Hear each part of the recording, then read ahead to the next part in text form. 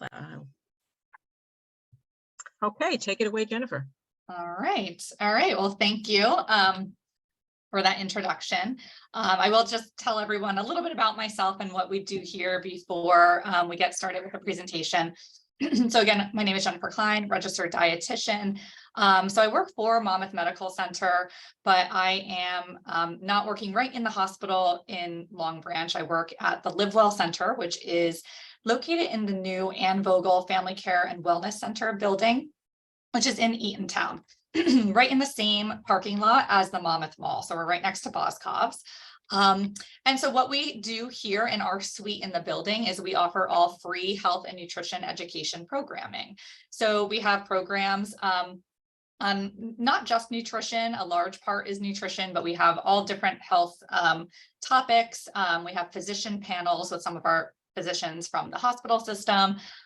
We do support groups, we do health education for new moms and kids and adults and everywhere in between. We also have a beautiful demonstration kitchen where you'll find me doing my programs most of the time if you're here at the Live Well Center, where we teach cooking classes in person, and we have the ability to do them virtually like this as well. The benefit of coming in person is you get to smell the food and you get to taste the food, which is really great too.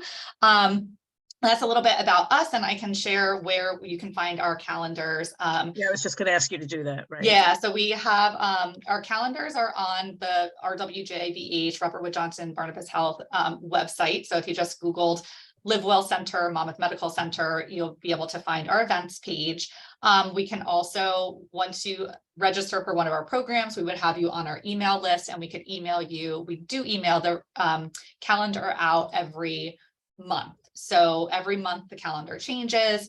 We have lots of different programs going on, a nice packed schedule. So if there's anything that you're interested in, sometimes it's like crafts and stuff like that too. So a little bit of everything, including, our health education and then the social determinants of health. So we try to be kind of a fun little one-stop shop over here, and it's beautiful too. So if you Brand new. Yeah, it's like beautiful, brand new. If you like kitchens, come check out the kitchen because it's beautiful. But of course, I can answer any more questions about that at the end. So we'll get right into our presentation for today, which is all about popular diets and building a healthy lifestyle. So this time of year, of course, we just kind of got through the new year, where during January or even leading up to January, we may have seen some targeted ads or some different ads through our social media, on TV, through newspapers and magazines about different types of diets to help us, get healthy in 2023.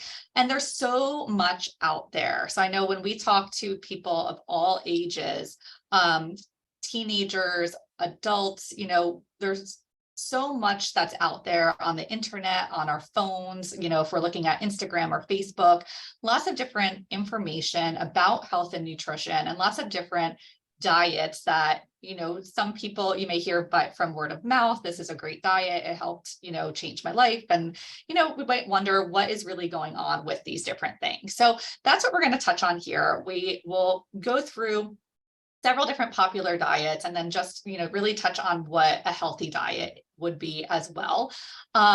So just a little disclaimer, this, of course, is not does not replace medical advice in any way. And then also, I'm not really a dietitian that would push people in one direction or another in terms of following a diet.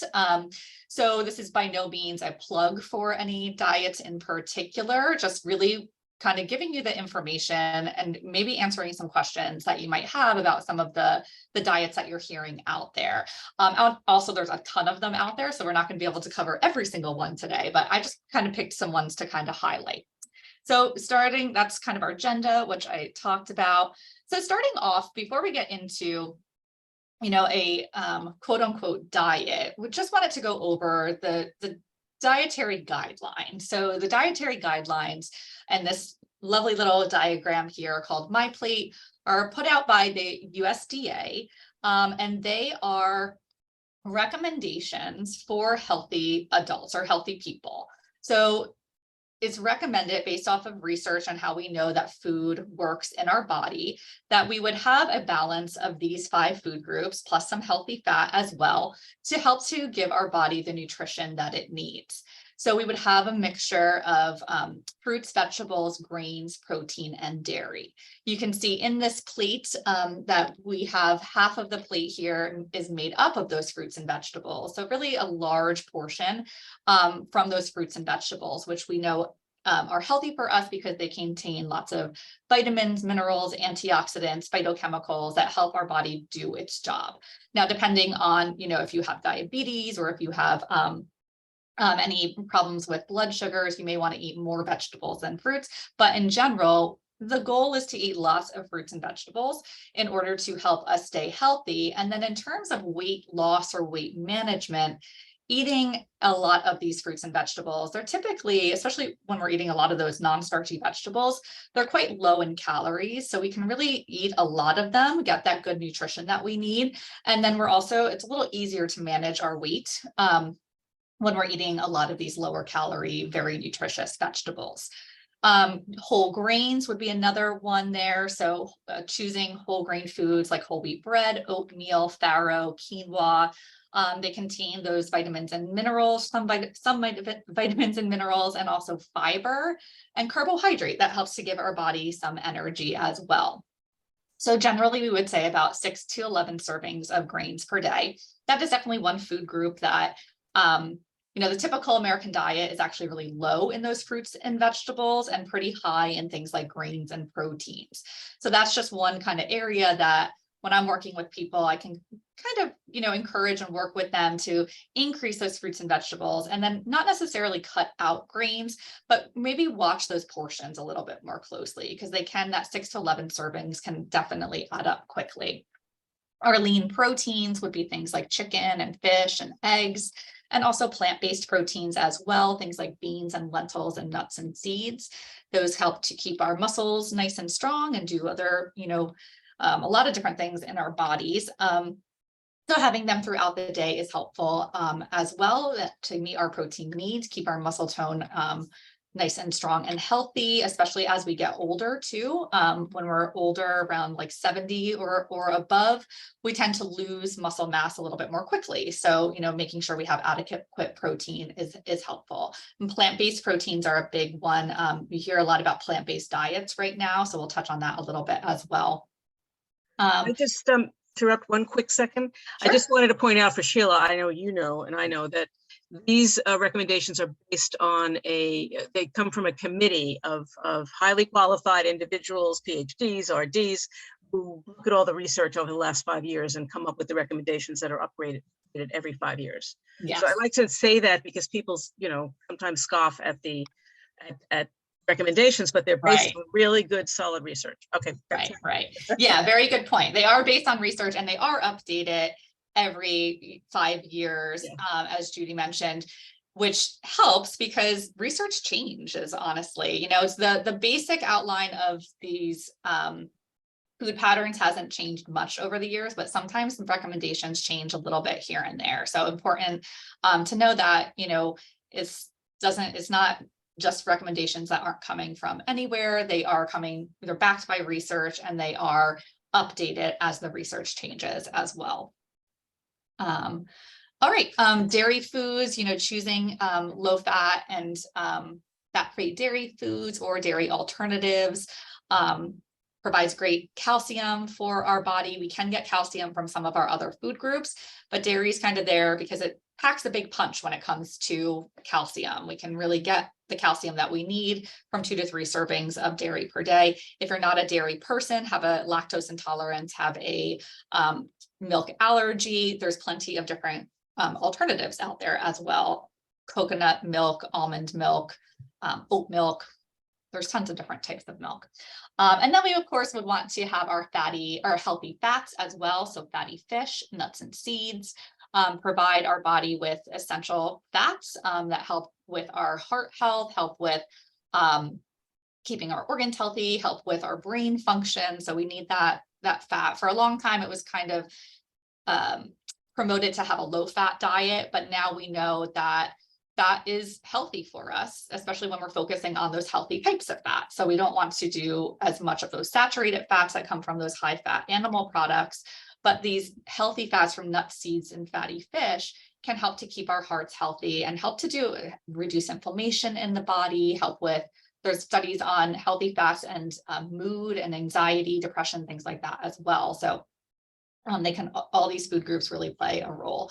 And then drinking plenty of water too. I always like to add that one in because water is essential, right? We need lots of water every day. And you'd be surprised, what being dehydrated can make us feel, because every organ in our body, every cell in our body requires water. So when we're dehydrated, we can really feel not energized and feel kind of sick. So drinking about 64 ounces of water per day would be the general recommendation. That can change from person to person, but making sure we're drinking water throughout the day would be the most important thing. So those are the general dietary guidelines. And then we get into like fad diets. So some of the diets that we'll talk about today will kind of, I would classify them as fad diets. Fad diets are things that are popular for a short time, and then they kind of and they don't necessarily meet those dietary recommendations that we just went over from My Plate. They may make claims that they're going to cause fast weight loss or health improvements, and some may have research to back them up, but others may not. So that's one important thing to kind of keep in mind as well is, are these claims coming from science, or are these claims coming from out of nowhere? So we want to keep that in mind with these types of fad diets. And you'll notice that they're kind of cyclical sometimes. You may remember years ago, there was the Atkins diet, which was a low carbohydrate diet. And from the Atkins diet, every couple of years, every 5 years or so, there's a different type of low carbohydrate diet. So, and that's again, kind of feeding into that idea of it's a fad. It's kind of popular for a little while, and then it might kind of go away because something else new comes along. So keeping that in mind. And so these are I just like this, I like this little picture here. So I was looking, as I was doing research for this presentation, I was looking up like, what are the top diet trends? Because there's so many out there. And I was trying to really kind of pinpoint ones that I really wanted to talk about. And I thought that this visual, so this came from a website where you can check out, these are like the top diet trends. You could click through them to find out more about each of the diets. And looking at the first couple, the first 6 even are kind of like moderate looking ones that, especially that middle line there, Mediterranean diet, DASH diet, paleo, looks like there's really nice balance of foods there. But then the bottom little line, 7, 8, and 9, it just shows the wide range of different types of diet claims and things out there. So we have a vegan diet, which there is research to back up the benefits of a vegan diet, which is all plants, right? So no animal products at all. Strict vegans won't even have honey because that comes from, bees. And on the other end, right next to it, is the carnivore diet. And the carnivore diet is a diet where there's no fruits and vegetables at all. It's only meat. So that's like a huge swing there in the types of claims that these diets may make. And then next to that, the potato diet, which of course we would see being maybe not so good either, right? So limiting, you couldn't imagine to only have meat or only have potatoes. So just again, I just kind of thought this visual was very funny because there are such extremes sometimes when we hear about different diets out there. So those are the things that you may want to kind of ask yourself about and kind of compare to those dietary guidelines. And then just a couple of questions that you can ask yourself before starting a diet. I've worked with a lot of people throughout the years that have been on and off different diets and have gotten frustrated with different like diet mentalities and different rules with different types of diets. So if you're someone who has been kind of on that journey of on a diet, off a diet, yo-yo dieting, I would suggest kind of starting off and thinking about some of these questions. Number one, is the diet based off of sound scientific evidence? Do the foods in this plan even sound appealing to you? So if someone's telling you to follow the carnivore diet and you don't even really like meat, that's probably not the best diet for you because you won't probably be happy eating meat all the time. Will the plan fit easily into your lifestyle? So can you do this without being overly stressed?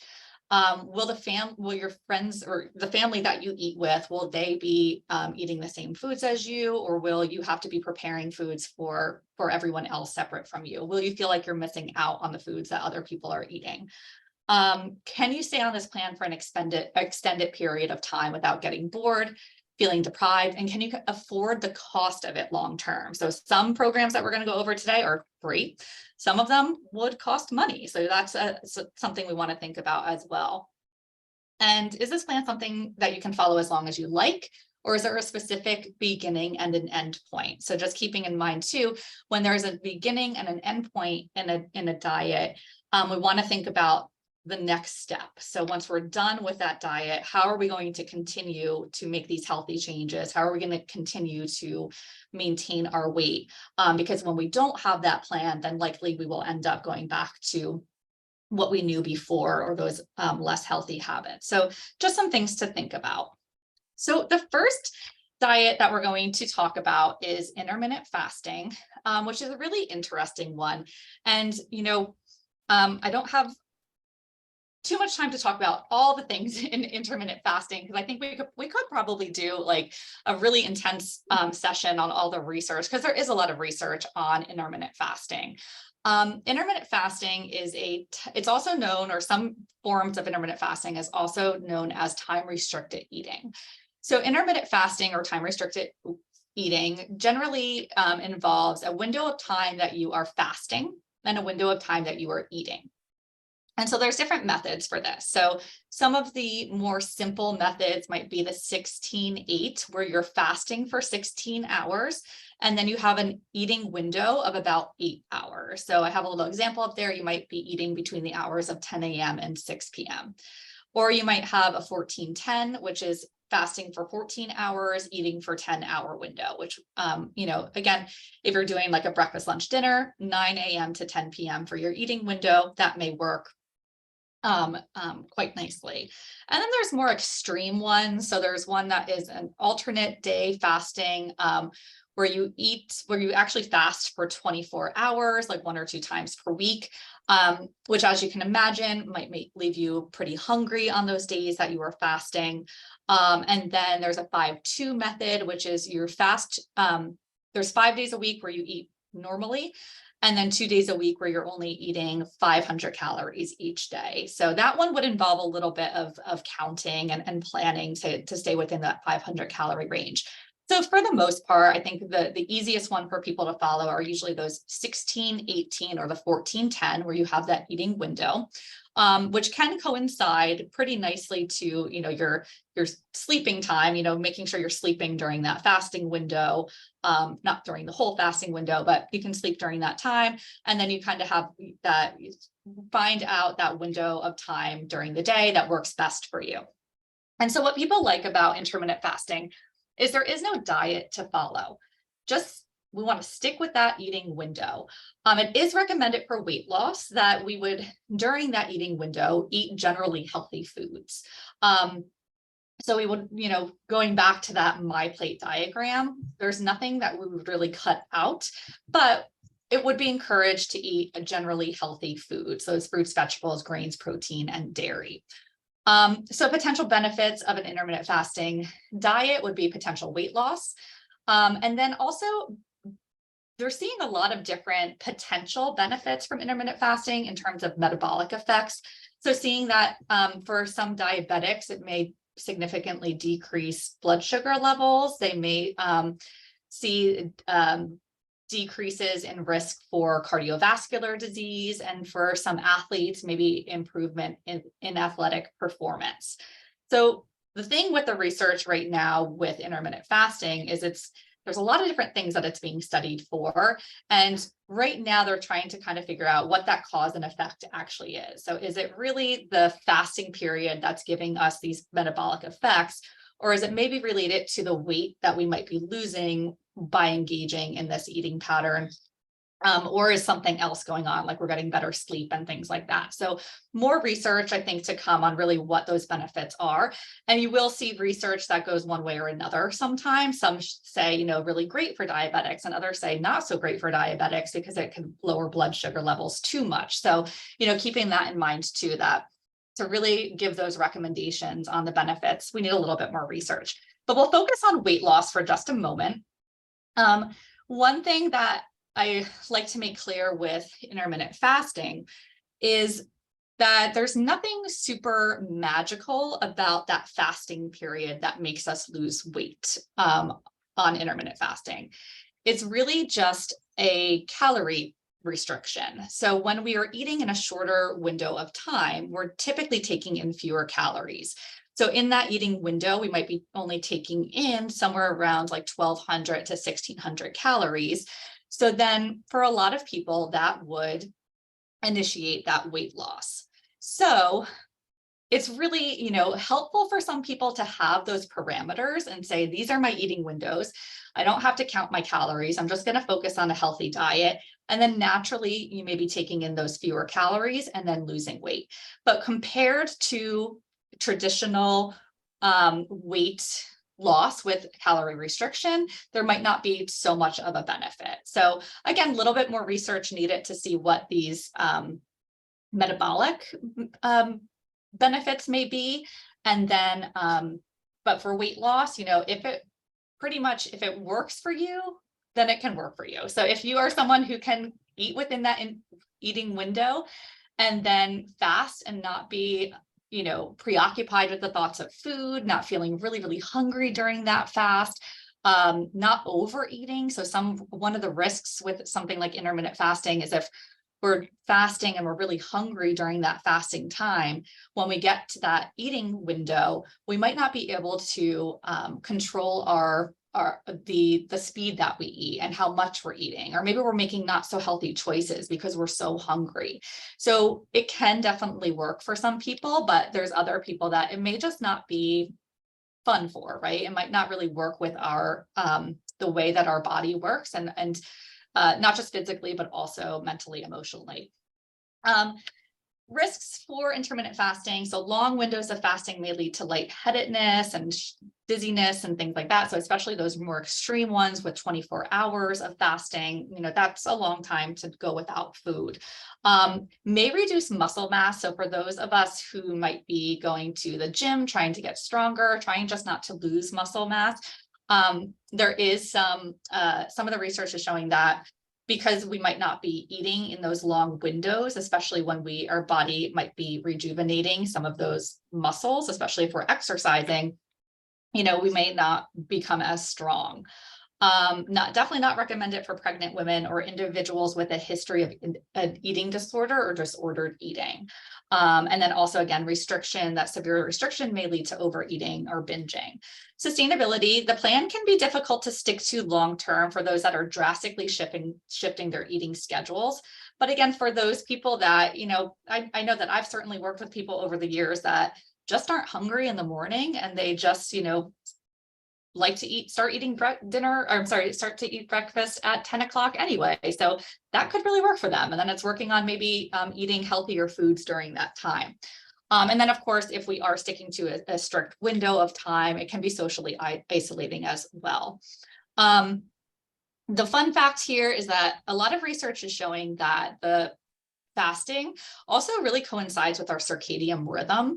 So, which means kind of sleeping, that sleep and wake cycle. So when we are fasting during that sleeping kind of cycle and then eating during that wake cycle, so breakfast, lunch, and dinner really within that time frame, that is really the benefit that we're seeing. So even a 12-hour fast is beneficial for us. So we don't need to do these drastic ones to get that weight loss effect or that metabolic effect. So, just something to keep in mind, that doesn't have to be you don't have to wait till 2 o'clock in the afternoon to get a benefit from intermittent fasting. So if it's something you're interested in, again, it's something that I always say that if it works for you, then that's great. If you're someone who struggles with that fasting period, then maybe not so great for us. Okay. So that's intermittent fasting. Next, we're going to talk about the keto diet. This one has been around for quite a bit. And, I definitely still see it out there. I see a lot in like my Instagram feeds and Facebook that, people's keto recipes and things like that. And you even see on some packages the keto diet, little symbols like keto friendly and things like that. So the keto diet is a very high fat, moderate protein, very low carbohydrate diet. So it works with individuals consuming very high fat and moderate protein, but not too many carbs. So we limit the carbs in a keto diet to about 20 to 50 grams of carbohydrate per day. So pretty low. So if you're unfamiliar with grams, 20 grams of carbohydrate is about a little more than a slice of typical bread. So like a slice and a half of bread, let's say.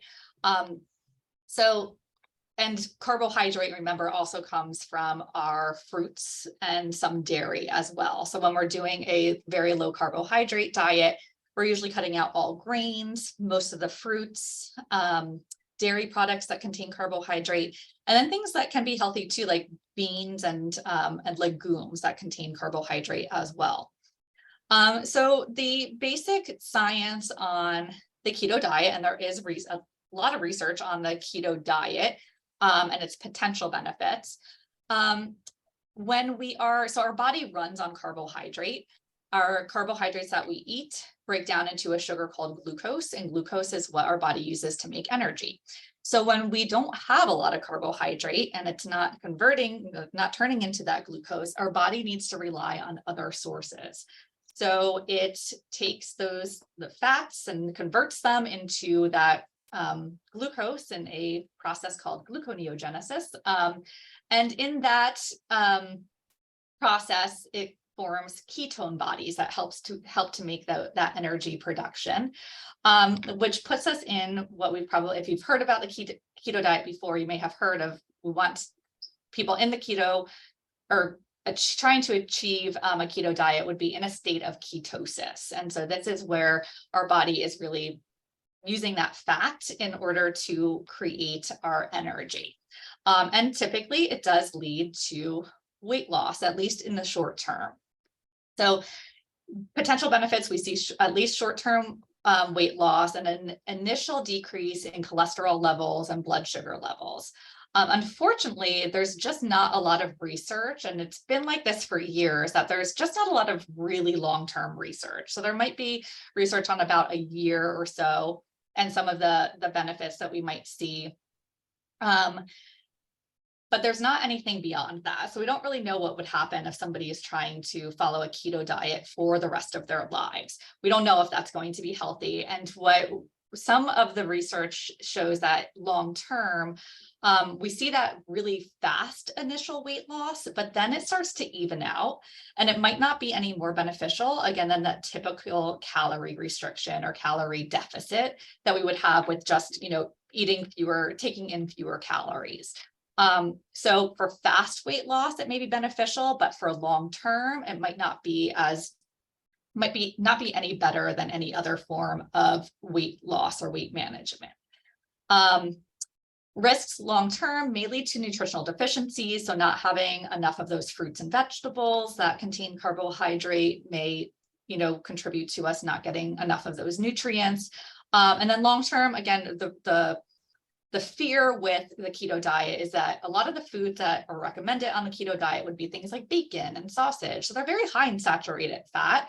So the fear would be that long-term consuming these foods, once those initial effects kind of wear off, possibly leading to heart disease. And then there's other potential risks too, like kidney stones and kidney disease, liver problems, and things like that long-term. And again, we just don't have a lot of long-term research on it because it is also just coming right into sustainability. It's somewhat hard to do a keto diet for the rest of your life. So keto diet, because you're keeping that carbohydrate so low, there's usually times in our lives around holidays, or if we're going to weddings, or if we're, doing different things, vacations, where we may want to add those carbohydrates back into our diet. But when we do that, we'll typically gain weight back. So it's hard to really For some people, I'm sure they can do this keto diet for a long time, but most people, have a hard time staying on it for the rest of their lives. During the first week or so, people can feel a little ill on the keto diet too. It's called a keto flu, but those symptoms typically go away. And then again, if we don't stick to keto, we'll likely gain weight again once we reintroduce carbs. So a hard one for people to stick with. Fun fact here, I know Judy and I were talking about this a little bit beforehand. The ketogenic diet was actually developed back in the day to help treat children with epilepsy. So it actually helps being in ketosis is actually a therapy to help reduce seizures in kids with epilepsy. So it doesn't come out of nowhere. The keto diet, as I said, there's a lot of research on it. Is it the best for weight loss and overall health? We just don't really know in terms of what that long term is. And we can run the risk of some of those nutrient deficiencies long term. All right, so next up is the Whole30. So Whole30 is another one that's been around for a little while. I have always heard people kind of going on this one and then going off this one. And I also have seen a lot, as I may have mentioned earlier, so I used to work for ShopRite stores before I came here, and ShopRite, I was an in-store dietitian. And so we would work with different food companies and things like that. And people, different manufacturers would come in and they'd say like, hey, look at my new product. It's Whole30 certified. So they have this the little logo that's up here, is the Whole30 logo. So when you see this on foods in the grocery store, that means that it is a Whole30 approved food. So I thought it would be a good one to go over, because if you've ever seen this before and thought, what does that even mean? Here you go. This is what it means.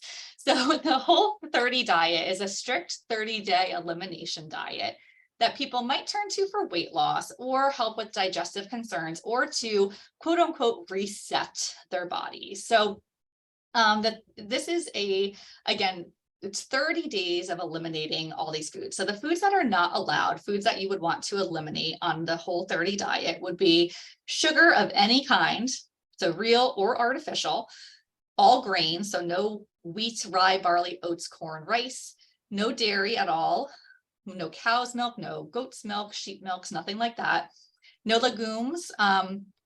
So that would be beans and lentils and peanuts, and then also soy, no alcohol except for vinegars, and then no carrageenan or sulfites, which would be in some of our processed foods. So the foods that are allowed would be things like meat, eggs, poultry, fish, seafood, fruits, vegetables, nuts, seeds, and then some fats that are approved. So olive oil, coconut oil, ghee, avocado oil. You can use lard if you want to, or duck fat. So you can see that it's pretty strict, and it does cut out some of those foods that are generally thought to be healthy, right? So things like legumes, beans and lentils, those are part of a very healthy diet. And actually, a big part of plant-based diets where we get a lot of protein from them. So the idea with the Whole30 is they kind of say it is a elimination diet to help to identify food intolerances. So by cutting out these foods, these not allowed foods for 30 days, and then gradually adding them back in, you may be able to pinpoint foods that are giving you digestive issues. Now, elimination diets like this are definitely out there. So there's one specifically that's used a lot for IBS called the low FODMAP diet. And it's similar, but different in the types of foods that it eliminates. That one, there is research that backs that up, the low FODMAP diet. It is also recommended that you do that with the supervision or the help of a doctor or a dietitian, because it is quite restrictive, and we don't want people to restrict their intake so much that it leads to nutritional deficiencies. So while there are elimination diets that are similar to this, unfortunately, the Whole30 diet really has no research to back it up. It's really just this company kind of came up with it. It stemmed from a woman who she like started this whole program. And so it's all just kind of, you know, people's personal experiences on it, but there's no actual research to back it up. So, but the potential benefits, it does focus on eating a lot of whole foods with lots of produce, which is great. So we saw, you know, some that keto diet really kind of cuts out a lot of that produce. So Whole30, there's a lot of produce in here, which is a great focus. It does cut out groups that are healthy for us though, like those legumes. So if followed long-term, which is really not supposed to be, but if it is followed long-term, it could lead to some nutritional deficiencies. And then I have in bold here, food allergy and food sensitivity testing should be done alongside a health professional. Now, that being said, you know, you probably, you know, if you drink milk and you have digestive issues right after that, you might be able to kind of pinpoint that milk is giving you an issue. But if you have long-term and severe GI digestion issues, I would definitely recommend seeking out the help of a healthcare professional, because there are elimination diets and different types of diets that could be recommended for different types of stomach issues. But you want to know kind of what's causing that stomach issue before you start playing around with different foods, so that we can really give you the right recommendation. So just, you know, being careful if you do actually have severe digestive issues. And then definitely not recommend it for those with a disordered eating history. It is very, very rigid in its form of being 30 days, which also brings us to the sustainability. So one thing that I think is really tough about the Whole30 is there's no room for cheating at all. So they say that if you, and quote unquote cheating, I don't always love the term cheating when it comes to eating foods, but they say there's no room for cheating. So they say, you know, if you're at day 26 of this diet and then you end up having a little bit of milk, let's say, or ice cream, they would say that that is kind of a failure of the Whole30, and that you should start those 30 days again. So they have no room for any treats here. And then the big kind of red flag for me, I would say, is that they don't allow recreating of treats. So very specifically on their website, it says that you're not allowed to take Whole30 approved ingredients and make them into treats like pancakes. So they said, you know, if you can't take almond flour and banana and like make a little pancake with that. They don't want you to have anything that is considered a treat. And their rationale behind this is that if you cut out all treats and all sugar for 30 days, you won't want sugar and treats anymore, and it'll become your lifestyle, which really, again, when we look at research, cutting something out, restricting ourselves for 30 days is not going to create behavior change. So I personally don't like that. I also will tell you all that I think pancakes can be a very healthy part of and fun part of a diet. So I don't know why they're picking on pancakes so much, but I think pancakes are fine. We can incorporate those in a healthy diet, especially if we're using all different types of, you know, healthy greens and things like that. So Whole30, you know, again, it does focus on some of those healthier foods. I think it is very extreme though. And after that 30 days, there's not really a plan for what we do after that. So we've cut out this food for 30 days. Again, 30 days of cutting certain things out most likely won't lead to behavior change. So just something to kind of keep in mind. All right. Optavia will be the last one that we go through in great detail. And then we have a couple others that we're just going to kind of glaze over. So Optavia is a kind of a meal replacement program. So it is a low carb, low calorie weight loss program, and it relies heavily on prepackaged foods that they call fuelings. So individuals will consume a number of these fuelings each day alongside with some healthy snacks and then lean green meals. So they'll give you ideas for meals that fit within this. So basically you eat these packaged meals throughout the day. Each meal is like around 100 calories or so, and they'll tell you how many you're supposed to have.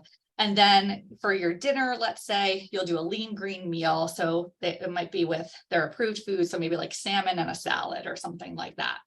And there's all different plans that you can choose. And then each client gets a one-on-one health coach that can text you and work with you. Potential benefit, it definitely will cause fast weight loss. Typically, someone following this Optavia diet is only taking in about 800 to 2,000 calories per day, which is very, very, very low. So yes, definitely weight loss, but might not be very nutritionally sound. So risks, very low calorie, low carb diet may cause hunger, lightheadedness, nausea, headaches, irritability, and nutrient intake could fall short. So these packaged foods are also, they're processed food. So, again, looking at the extremes and sometimes the diets that are out there, some that are saying Whole30 was just saying we need to cut out all processed foods. And now Optavia is pretty much only allowing us to have these processed foods. So they're like little snacks like granola bars and little packets of pancake mix, things like that. So, they are fortified with some nutrients, but they're not really whole foods. So they're packaged foods. So it could be helpful for people. Some people just like to have that, like, not think about it. Someone's just going to send me the food. I'm going to eat these things. And then I don't have to worry about measuring. I don't have to worry about weighing. I don't have to worry about counting calories. So for people who really like that type of weight loss system, this can be tempting. So another thing to keep in mind with the risks is the coaches for Optavia are not health professionals. They are just typically Optavia participants that were then recruited to be coaches. The success of the weight loss for sustainability relies on eating the fuelings and sticking to the lean green menu. So if you stop following the plan, you'll likely gain weight back. And so the cost of the food is high. That's something to keep in mind as well. I do actually know a couple people personally who have done this, and they, a couple months in, they were like, this is really getting expensive. I don't know how I'm going to continue this. So for some people that can, afford the cost, then that's, it could definitely be a great solution. But for the most part, you want to keep in mind that they want you to stay on this diet. So they want you to continue eating that food. So just making sure that that's in your budget as well. Fun fact about Optavia is it is actually the rebranded version of Medifast, if you remember Medifast. So Medifast was a similar kind of meal replacement diet. Apparently they got into a little bit of legal trouble and they ended up changing over to Optavia, which is their new kind of fancy diet. And it is also set up like a multi-level marketing model. So the coaches get a cut of the profit for the food that you purchase. And then they try to recruit participants to become coaches to earn more money. So, keeping in mind that relationship as well with your coach. So I don't know, to be honest, if the food tastes good. I haven't actually tried any of it. Those are the people that I know that did do this diet. Didn't complain about the food too much, but they did complain about some hunger because it was a pretty low calorie diet. All right, so then quickly we'll go over cleanses and detoxes. This is another thing that I see all the time. Juice cleanses, liver cleanses, and then a big one that I see right now are colon cleanses, which is like eating a whole lot of fiber. So they claim to work by like drinking these juices, limiting your diets to certain foods, or eating a lot of fiber to clean out your system, really just claiming that it lets your organs rest, resets your metabolism, jumpstarts weight loss, but really there's no potential benefit. So research really does not back up cleanses or detoxes. Eating healthfully and eating lots of fruits and vegetables and eating all those healthy foods helps to keep our organs very healthy. And we do have organs that help with detoxing. So we have our kidneys and liver and colon that, if they're working correctly, should be helping to keep our bodies nice and healthy. So really no physical need to do a cleanse or a detox. Risks, of course. So some, depending on, there's a lot of them out there. So I kind of just lumped them all together. Some of them really rely on just having juices for like three days to a week and no real food. So that could lead to hunger, lightheadedness, dizziness. And then sustainability. So typically the cleanses or detoxes are done for only a short period of time. So, if you can be hungry for a couple of days, then that's probably okay. But again, it's not super duper necessary. One of the ones that I see all the time right now, it's called Colon Broom, and it is a fiber supplement that's supposed to help to clean out your colon. But what I will tell you about that is, and things like that, is make sure that you look at what the ingredients are. So Colon Broom is kind of the fancy new one right now. It's kind of expensive, and it's the same exact ingredients as Metamucil. So you can just buy Metamucil in the grocery store and just have that instead. And it does, it is a fiber supplement. Fiber is great to take. That psyllium fiber can actually help to lower cholesterol levels as well. So it's awesome. But make sure you look at those labels and compare prices, because you might be able to get something that's better than what they're selling you right there. Okay, and then Mediterranean diet, we're just going to kind of breeze over. A Mediterranean diet is a diet that has always been ranked as a very good diet. There is a lot of research to back up the Mediterranean diet as well.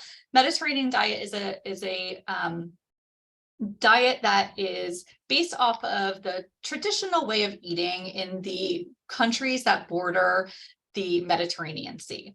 So it really works with nice whole foods. So filling our plate with a wide range of fruits, vegetables, whole grains, beans, nuts, legumes. Olive oil is a huge focus in the Mediterranean diet, herbs and spices, eating seafood about twice a week, especially the fatty fish, poultry, eggs, and cheeses are okay in moderation, but really they focus a lot on plant-based proteins and healthy fats. Red meats and sweets are usually they're allowed, but just as reserved for special occasions. And then an occasional glass of red wine is acceptable as well. So benefits of the Mediterranean diet: helps reduce risk of heart disease and stroke, may help prevent cognitive decline and dementia, might help prevent type 2 diabetes, may help reduce inflammation in the body, and then may also help to reduce depression. A lot of that comes from, in the Mediterranean diet, both the focus on fruits and vegetables and all the phytonutrients and vitamins and minerals that we're getting from a Mediterranean diet, and then also all the healthy fats too. So lots of research on the Mediterranean diet in general, but then also each of those foods individually as beneficial for our bodies. So there's really no risks, because there's not any major food groups that we are cutting out on a Mediterranean diet. An individual that is generally healthy will or not have any major nutrition limitations can probably follow a Mediterranean diet pretty easily. Weight loss is not necessarily the main goal of Mediterranean diet. So weight loss is still going to really depend on calories in, calories out for someone following the Mediterranean diet.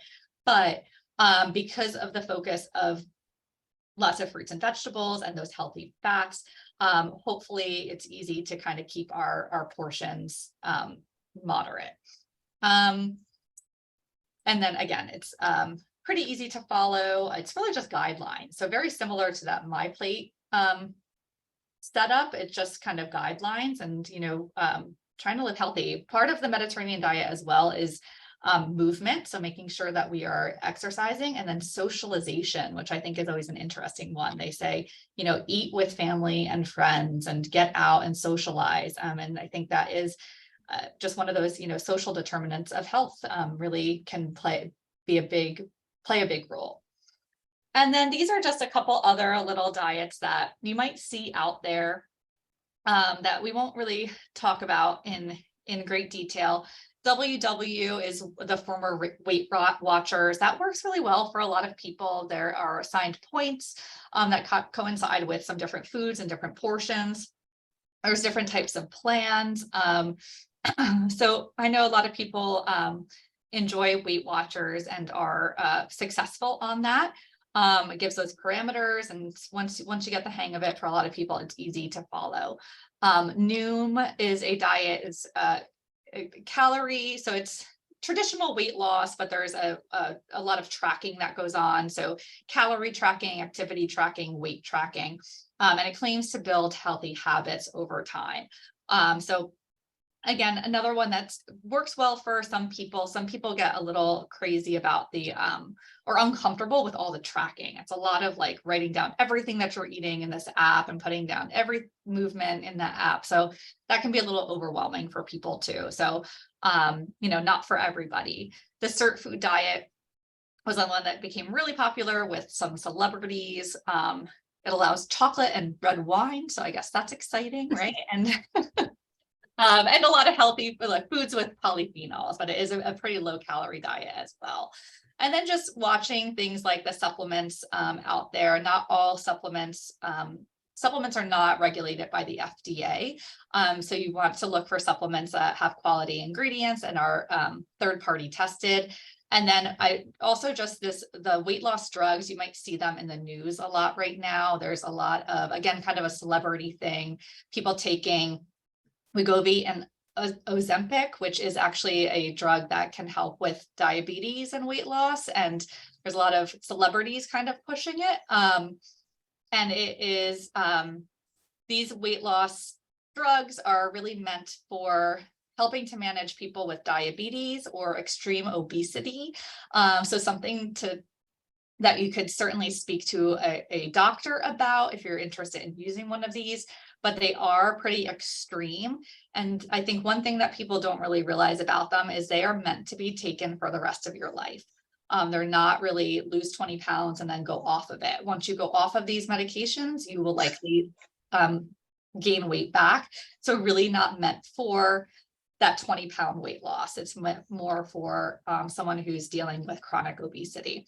And then the little link down here is just a little of ranking. So US News does every year a ranking of the best diets from the year. So you can look them up, and they have a panel of physicians that weigh in and judge the best diets. And they have different categories too. So if you're looking for, like information on a diet for weight loss that you saw, you can look in there. They rank, I believe, 40 different diets. And it's just interesting. I find it interesting to kind of see what is out there and what is the best. And I will say that the Mediterranean diet is always number one on best diets. It's been like the last 6 or 7 years that it's been number one. So that is typically a good one to go with. And that is my presentation. So we could certainly open it up for questions. If you want to unmute yourself, put a little question in the chat. And then my information is here as well. Again, I am here at the Live Well Center in Eatontown. We have lots of different programs going on here. If you're interested in seeing our calendar, you can feel free to email me or give me a call. Everything we do here is free. And actually, believe it or not, we have a Mediterranean diet presentation tomorrow. So if you want to learn more about the Mediterranean diet, we actually have that going on here at the Live Well Center tomorrow. So we have lots of different stuff going on here. I don't know if anybody has questions. I wanted to make a couple of comments. Sure. First of all, my brother started Noom. Okay. He tried to convince me to do it, but I said, I know where they're going. And sure enough, 2 months later, he said, I get what you were saying. He said, I figured out what initially it made me more aware, and that's really where I want to go. So sometimes that's what's good about these, like Weight Watchers also. Mm-hmm. I have a problem is where they become obsessive. And I think both Right. Weight Watchers and Noom can become obsessive. Right. The thing I wanted to point out about the cleanses and the detox and stuff, the moderate intermittent fasting, which gives you a space or night where you are not eating and gives your gut a chance to rest, is probably one of the good ways, if you're eating a healthy diet, is one of the really good ways to do that. Because as you said, if you're eating healthy, your body's going to cleanse itself and it's going to take care of itself. And since your metabolism does slow down a little at night, I think that the idea of stopping eating at a certain point might be helpful. Mhm. Our bodies can do all that. I agree 100% with that. And I think that that was, I had mentioned to you that I watched a webinar on the keto diet. Now, this Yes. guy had a slightly different approach because he was only pushing healthy fats. So, Oh, okay. there might be adaptations that people can make to these diets. Mhm. I'm just pointing that out. I mean, yeah, overall, I think, thank you very much. It was excellent. Thank you. I Thank really you. appreciate all the information. Does anybody have any questions or comments or? Okay, well then I guess I will stop the recording and thank you very much. Yeah, thank you everybody for logging in and